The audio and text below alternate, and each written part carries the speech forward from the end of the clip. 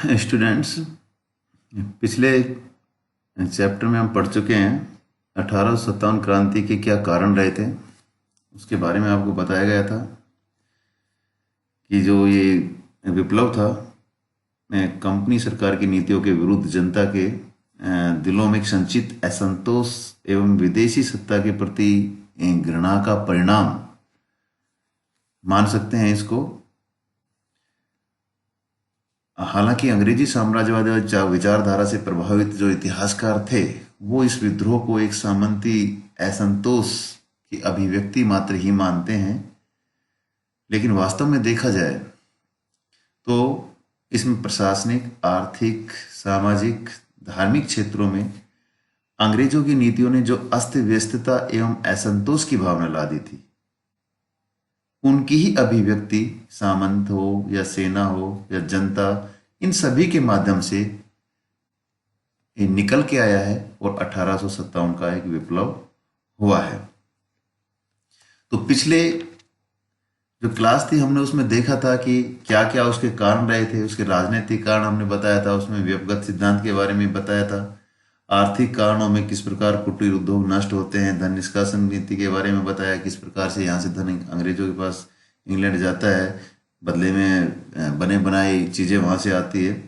धार्मिक कारण के बारे में बताया गया था कि हमारे समाज जो जिस प्रकार था, अंग्रेज उसमें कहीं ना कहीं धार्मिक भावनाओं में हस्तक्षेप कर रहे थे, तो उसका भी एक प्रतिक्रिया के रूप में हम देख सकते हैं। फिर सैनिक कारण के बारे में बताया गया था और उसके बाद फिर हमने बताया था कि विद्रोह का जो तात्कालिक कारण था वो था एक जो कंपनी सरकार ने एक पुरानी ब्राउन बैस बंदूक की जगह एक नए एनफील्ड राइफल्स का प्रयोग प्रारंभ किया था।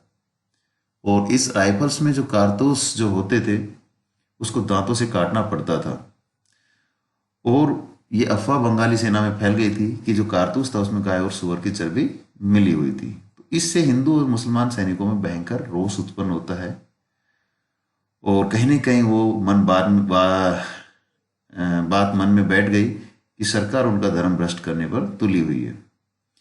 यही घटना थी जिसने पूरा इस क्रांति के स्वरूप को एक शुरुआत दी। अब आज हम इसके बारे में देख सकते हैं कि जो विद्रोह हुआ था इसके कारण हम देख चुके हैं, तात्कालिक कारण देख चुके हैं कि किस प्रकार कारतूस जो दांत से काटे जाते थे और वो एक तात्कालिक कारण था। अब देखते हैं कि शुरुआत इसकी कहाँ से होती है, इसका विस्तार किस प्रकार होता है, वो सब हमें चीजें इसमें देखनी है। तो चर्बी वाले कारतूस की घटना से जो जनवरी 1857 में घटती है, तो उसकी अफवाह बंगाली सेना में फैलनी शुरू हो जाती है और पूरे जो बैरकपुर छावनी था उसमें यह असंतोष फैल जाता है। उसके बाद बहरामपुर के जो सैनिक थे उन्होंने भी इस कारतूस का प्रयोग करने से इनकार कर दिया और क्रुद्ध होकर लॉर्ड कैनिंग जो उस समय वायसराय था, उसकी सेना की एक टुकड़ी उसको भंग कर देती है। तो इससे जो 34 NI के सैनिकों में बहुत बड़ा असंतोष फैलता है और उस असंतोष का ये परिणाम निकलता है कि 29 मार्च 1857, ये डेट बहुत पूछी जाती है, 29 मार्च 1857 बैरकपुर के सैनिक मंगल पांडे ने अपने 2 अंग्रेज अधिकारियों की हत्या कर दी। अब मंगल पांडे को गिरफ्तार कर बाद में फांसी की सजा दे दी गई और सेना की उस टुकड़ी को भंग भी कर दिया गया जिसमें मंगल पांडे था। और इस टुकड़ी में अधिकांश जो सिपाही थे वो अवध से थे। उन लोगों ने वहां जाकर इस घटना का प्रचार किया। उसके बाद लखनऊ में 7वीं अवध रेजिमेंट के सिपाहियों ने भी इन कारतूसों का प्रयोग बंद कर दिया। अवध के कमिश्नर उस समय हेनरी लॉरेंस थे, उसने इसे अवध रेजिमेंट को भंग कर दिया। इसी बीच एक विद्रोह के संकेत स्वरूप उत्तरी भारत में कुछ चपातिया तथा कमल के फूल के रूप में एक स्थान से दूसरे स्थान पर भेजे जा रहे थे। तो मानते हैं कि उससे भी कहीं ना कहीं इस क्रांति या विप्लव को बढ़ावा मिला और इनका परिणाम ये रहा कि 10 मई 1857 की सायं सैनिकों ने खुली बगावत की और उस समय जो विद्रोह था उसका केंद्र था मेरठ। तो पहले तो वहां के सैनिकों ने चर्बी लगे जो कारतूस थे उनका प्रयोग करने से इनकार कर दिया, और उसके बाद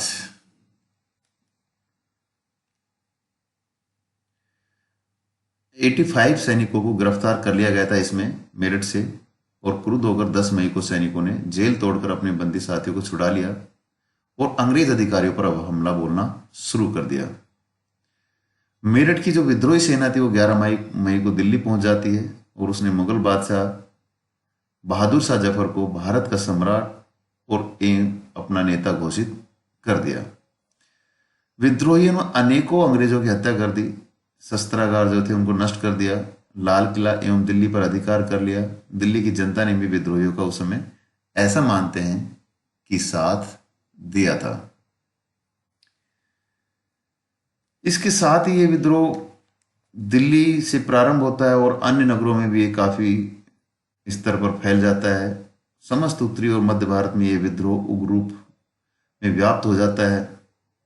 वही विद्रोहियों ने अंग्रेजों की हत्या करना, खजानों को लूटना, शस्त्रागार पर अधिकार करना, अपने बंदी साथियों को मुक्त कराना, ये सब चीजें जगह जगह होने लगी। तो इसके साथ साथ मनीराम दत्त ने असम, जो उस समय असम के अंतिम राजा था, उसका दीवान मनीराम दत्त था और वो जो विद्रोह के समय कलकत्ता में थे, तो उसने भी विद्रोहियों का साथ देने का वहां पे निश्चय किया था। उन्होंने राज्य के प्रभावशाली लोगों से संपर्क कर आसाम के अंतिम राजा के पोता जो था कंदपेश्वर सिंह को गद्दी पर बैठाने का निश्चय किया था और अष्टमी का दिन इस विद्रोह के लिए निश्चित किया गया, परंतु सरकार को यह सूचना मिल गई और उसने कंदपेश्वर सिंह, मनीराम दत्त और अन्य प्रमुख लोगों को गिरफ्तार कर लिया। मनीराम दत्त पर भी मुकदमा चला और उसे फांसी की सजा दी गई। तो आसाम में विद्रोह भी असफल होता है। इस तरीके से उड़ीसा में भी उसको चुनौती मिलती है। सुरेंद्र शाही, उज्जवल शाही, वहां पे जो विद्रोही सिपाही थे, टक्कर मिलती है, लेकिन वहां भी स्थिति वही होती है कि उनको बैकफुट पे आना पड़ता है। पंजाब की स्थिति भी असंतोषजनक थी क्योंकि पंजाब के अनेक शासक और जमींदार अंग्रेजों के भक्त बन चुके थे। कंपनी को कश्मीर के महाराजा गुलाब सिंह का भी समर्थन प्राप्त था तथा अंग्रेज पंजाब के देसी सिपाहियों के विषय में आश्वस्त बिल्कुल भी नहीं थे। अतः मेरठ के विद्रोह की सूचना मिलते ही लाहौर में देसी सिपाहियों से हथियार रखवा लिए जाते हैं। उसके बाद देखते हैं कि ये विद्रोह जो था राजस्थान तक भी फैलता है, मध्य भारत में भी कुछ यहाँ फैलता है। कोटा में ब्रिटिश राजनीतिक एजेंट जो मेजर बर्टन की हत्या विद्रोहियों ने कर दी थी और अंग्रेज रेजिडेंसी को विद्रोहियों ने घेर लिया था, परंतु विद्रोहियों का प्रयास विफल यहाँ भी किया गया। इस प्रकार मध्य भारत में सागर, जबलपुर, नरसिंहपुर, होशंगाबाद, नौगांव, नागपुर ये भी विद्रोह की लपेटों में आ जाते हैं। तो संक्षिप्त में कहा जा सकता है कि हिमालय से लेकर नर्मदा तथा कलकत्ता से पेशावर तक सारा उत्तर भारत क्रांतिकारी जोश में थे उस समय, और इलाकों में इसका जोर कहीं कम तो कहीं ज्यादा था, पर कोई भी भाग विद्रोह से पूर्ण रूप से मुक्त यहां पर नहीं था। अब इसमें देखते हैं कि अंग्रेज विद्रोह का दमन किस प्रकार करते हैं, ये इंपॉर्टेंट है। अंग्रेजों ने प्रारंभ में स्थिति की गंभीरता को ठीक से नहीं समझा था और मेरठ तथा कलकत्ता में अंग्रेजों पर इसकी तत्काल प्रतिक्रिया नहीं हुई, परंतु जब दिल्ली पर विद्रोहियों ने अधिकार कर लिया तब उन्हें स्थिति की भयंकरता का आभास हुआ और वे विद्रोह दमन की तैयारी में लग गए। लॉर्ड कैनिंग जो उस समय वायसराय था, उसने सभी जगहों से सेना बुलानी प्रारंभ कर दी और अंग्रेजों के मित्र देसी जो नरेश थे अपने पक्ष में कर लिए कैनिंग ने, और उसके बाद दमनात्मक कार्रवाई जहां जहां भी विद्रोह हुए उन्होंने शुरू कर दी। पहला हम देखते हैं दिल्ली पर अधिकार किया। अंग्रेजों ने सबसे पहले दिल्ली को पुनः अपने कब्जे में करने की योजना बनाई, क्योंकि उधर हम देखते हैं कि मेरठ से जो आए थे उन्होंने कब्जा कर लिया था यहाँ पे आके, तो पुनः अपने कब्जे में करने की योजना अंग्रेज बनाते हैं। पंजाब से सहायता के लिए सेना बुला ली जाती है और सन हेनरी बर्नार्ड और ब्रिगेडियर विल्सन की मिलीजुली सेना ने दिल्ली को यहाँ पर घेर लिया। विद्रोही एवं अंग्रेज सैनिकों में झड़पें होती है और धीरे धीरे दिल्ली के अंदर भी विद्रोहियों की शक्ति कमजोर पड़ जाती है। और सितंबर 1857 में निकोलस ने कश्मीरी दरवाजे पर अधिकार कर नगर में प्रवेश किया और दिल्ली पर अधिकार कर लिया। बहादुर शाह जफर, जो उस समय राजा घोषित किया गया था, भागकर हुमायूं के मकबरे में शरण लेता है, लेकिन लेफ्टिनेंट जो हडसन था उसका पीछा करता है और उसको वहां से पकड़ लेते हैं। उसके पुत्रों पौत्र सबकी हत्या कर दी जाती है और बादशाह तथा उसकी बेगम को गुप्त रूप से लाल किले ले जाया जाता है। उसके बाद उसको अपदस्थ कर रंगून भेज दिया जाता है, जहां उसकी मृत्यु हो जाती है। तो दिल्ली पर लेफ्टिनेंट हडसन होता है और यहाँ कहीं ना कहीं बहादुर शाह जफर है, उसको अपने पूरे परिवार की कहीं ना कहीं कीमत चुकानी पड़ती है इस विद्रोह में। उसके बाद बनारस, इलाहाबाद और कानपुर पर भी अधिकार हो जाता है कंपनी का। उत्तर प्रदेश के पूर्वी जिलों में कर्नल नील, उसने क्रांतिकारियों का दमन किया और उसने बनारस पर अधिकार कर अनेक निरपराध लोगों को मौत के घाट उतार दिया।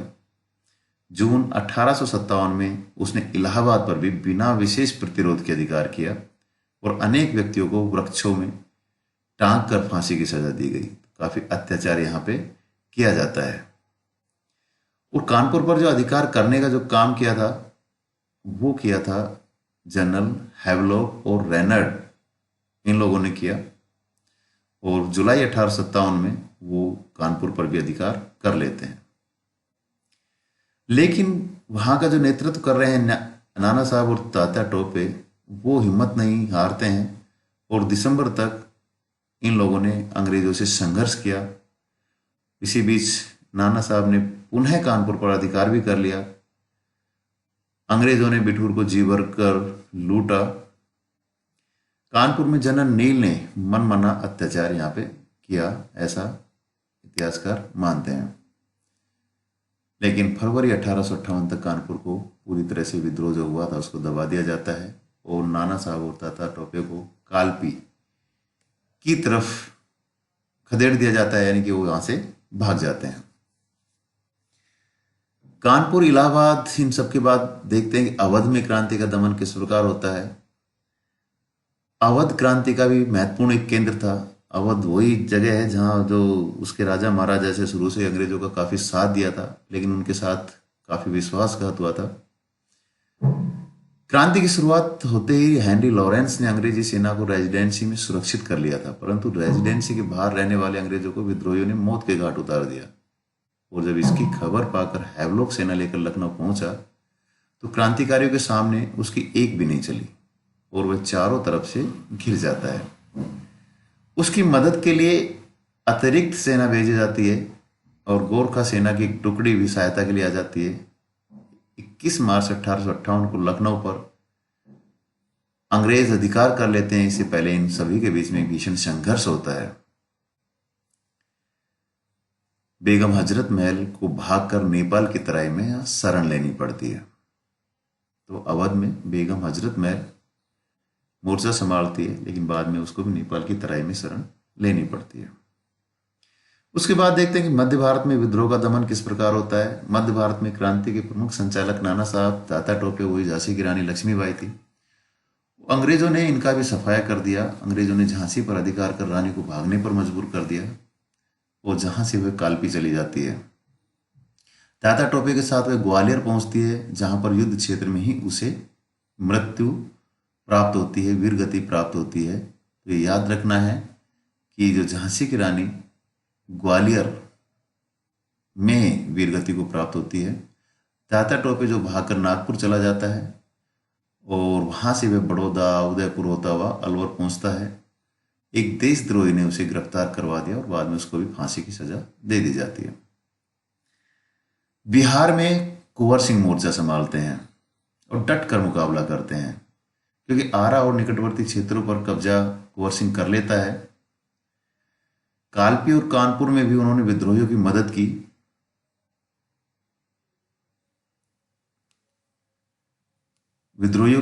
थी। वो अलग बात है कि अवध पराजित होते हैं। मार्च 1858 में कुंवर सिंह ने आजमगढ़ पर अधिकार कर लिया था और आजमगढ़ पर अंग्रेजी दबाव बढ़ने पर वे वापस जगदीशपुर की तरफ मुड़ते हैं, 2 अप्रैल 1858 को उन्होंने जगदीशपुर को भी अधिकार कर लिया। जीवन पर्यंत मानते हैं कि कुंवर सिंह ने अंग्रेजों से हार नहीं मानी और 22 अप्रैल 1858 को जगदीशपुर में उसका देहांत हो जाता है और उसकी मृत्यु के बाद उसका भाई अमर सिंह संघर्ष जारी रखता है, परंतु पराजित होकर उसको भी भागना पड़ता है। तो बिहार में भी कहीं न कहीं कुंवर सिंह का दमन होता है। इस प्रकार देखते हैं कि दिसंबर 1858 तक लगभग संपूर्ण उत्तरी तथा मध्य भारत में अंग्रेजों ने पुनः अपनी सत्ता स्थापित कर ली और क्रांति के प्रमुख नेता या तो गिरफ्तार कर लिए गए या फरार हो गए। अंग्रेज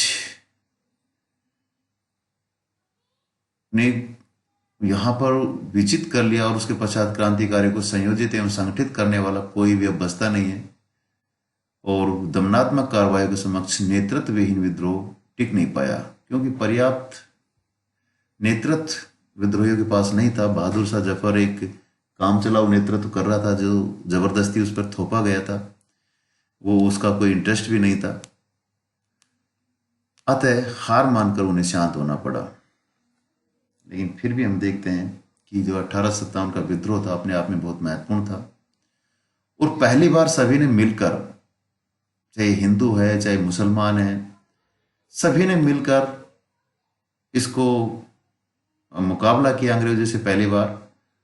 और यही एक ऐसा बिंदु था 1857 क्रांति का कि उसके बाद अंग्रेजों ने अपनी बहुत सी नीतियों में परिवर्तन किया, जो हम आपको अगले चैप्टर्स में पढ़ाएंगे। तो आज था ये विद्रोह की जो विस्तार हुआ था, कहाँ कहाँ पर हुआ था और किस प्रकार दमन हुआ था, उसके बारे में यहाँ बताया गया है।